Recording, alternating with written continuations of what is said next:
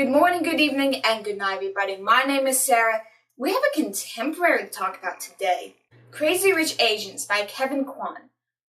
Now, I don't read contemporary, I don't like romance, but I picked this book up because it was becoming a movie.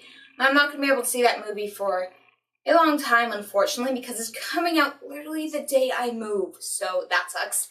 But I am actually really excited to go see this movie because I enjoyed this book. So with that being said, let's dive on in.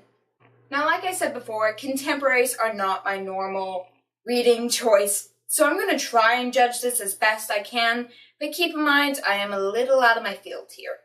So Crazy Rich Asians actually follows the story of Rachel Chu and Nicholas Young as the two go from New York to Singapore to celebrate Nicholas's best friend's wedding.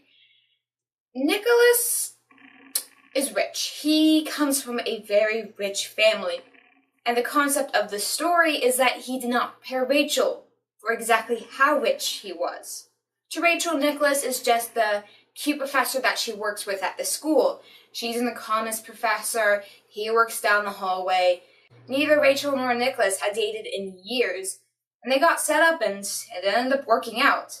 And it worked out so well that Nicholas is prepared to introduce Rachel to his family, something he's not really wanted to do and has specifically avoided talking about his family for that reason. Now, the title Crazy Rich Asian is very accurate because the characters in the story are absolutely insane.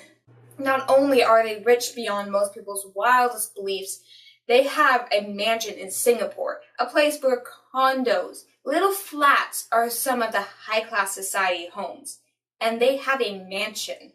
Not only that, the status quo in Singapore, the way the rich interact with each other is very different than what you would find here in America. There is a very big culture shock in between switching from one world to the next, and that is something Rachel has to adjust to, and she's trying her best. When I say these characters are insane, I mean they're insane with their money, they're insane with their attitudes. They're very strict traditionalists, but at the same time, you see a lot of Western ideas in them. Nicholas's mother actually brings up a conversation with Rachel, saying that she doesn't want Nicholas to be too conformed to Western ideas, but this conversation is happening in the middle of British tea time, in Singapore, in an Asian family.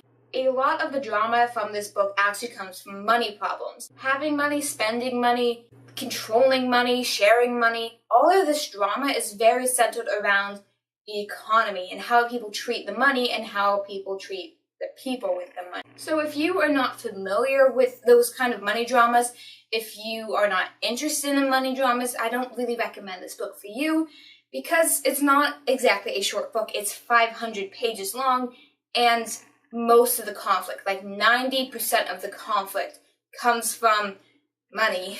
A lot of this is actually brought up in the fact that Nicholas, a 30-year-old man, he hasn't dated in a very long time, and suddenly he comes home with this New York Asian girl who doesn't really have a sense of what's going on, and all of Nicholas's lady friends go after her because they think that she's a gold digger. They think that she wants Nicholas's money when she has no idea how much money Nicholas is actually worth. So yeah, drama in this book is definitely set up between money and miscommunication. Normally I don't like drama set up through miscommunication, but it's handled very well in this because of how unaware Rachel is and how people assume that she actually knows what's going on. They think that she knows how much everything is worth, how much money is in this vase and on this dress that her friend bought for her for the wedding, when really, she has no idea. She just thinks these stuff are cute. Now, Rachel actually has a lot of fairly wealthy people in her life. Not only Nicholas, but her best friend. Her best friend's family live in Singapore, and while Rachel is over there, they go and visit their family's house, and they ask about Rachel's boyfriend, Nicholas. And when she says their name, they don't know who that family is. It's set up in this book that the Youngs and all those related to the Youngs have stayed quiet for a very long time. So only the incredibly rich who associate with the Youngs know exactly who they are. Rachel's best friend, her father has to go to this guy that he's known for years and years and ask him who the Youngs are. And this guy is just like, I haven't heard that name in so long.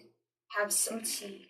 Now you may notice I'm not exactly using the names for all these characters, and that is because there are a lot of characters in this book, and I had trouble keeping track of all of them, and I was listening to this on audiobook. Like, I have a very good memory when it comes to listening to books. But that is kind of realistic because I know Asian families can get so big, and that's completely realistic, especially if they're all living in the same house and they're all gathering for a friend wedding. It gets kind of overwhelming, though. One character that did stand out is Astrid, and she is sort of the B plot to Rachel and Nicholas's A plot. Astrid is one of Nicholas's cousins, and she follows the tradition of marrying someone fairly high class. However, he's not incredibly high class. He makes money, but the money he makes in 1 year doesn't pay for one of her dresses. One of the dresses that she goes out and spends millions of dollars on trips to Paris and Singapore and Australia. It's set up in the book that a couple months back, Astrid discovered a text on her husband's phone. And it's a fairly inappropriate text. And so the B plot follows her trying to figure out if her husband is having an affair, who's it with, and why would he do such a thing. Astrid is such an incredibly real character. She really makes the whole plot of the story feel like it could actually be happening. Yes, there's this giant wedding. Yes, there's some drama with Rachel being not from Singapore and from being from America. But Astrid brings it back. She's someone rich. She's someone's high class.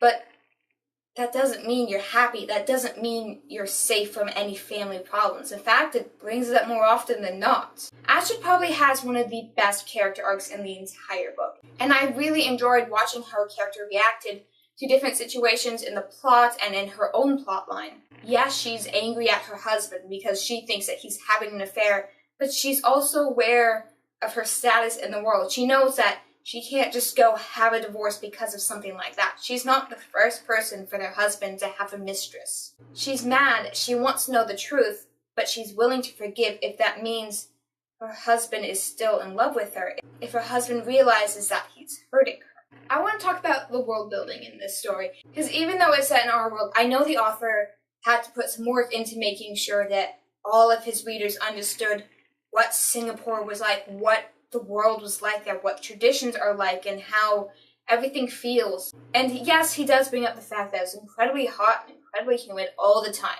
He could have had some variation on that. But he did such a good job placing us in this world and having us understand without having a huge fantasy delve of like, this is how this works and this is how that works. And we understood based on how the characters acted. Now, like I said, this is a 500-page book. And the middle tends to drag, especially if you're not interested in the money drama. That was most of the middle conflict. I've seen a lot of people complain about how some of the characters, especially in the early half of the book, are unrealistic. Let me just say, those characters are very realistic. If you have grown up with people who their kids have money, and so the kids naturally just think they own everything. It's those kind of people. Yeah, those are those people. That's who's in this book. It's very real, unfortunately so, very annoying, but it makes the book good. And while you hate everyone, it's from Rachel's perspective, so you kind of are expected to. Overall, I give this book a 7 out of 10. Contemporary, not my normal read. Kind of dragged a little bit, but I enjoyed it. It was a good book. Thank you guys so much for watching. If you have any suggestions on what you want me to read next, leave it down in the comment section down below. And while you're there, don't forget to hit like and subscribe. And as always, good night, good evening, and good morning, everybody.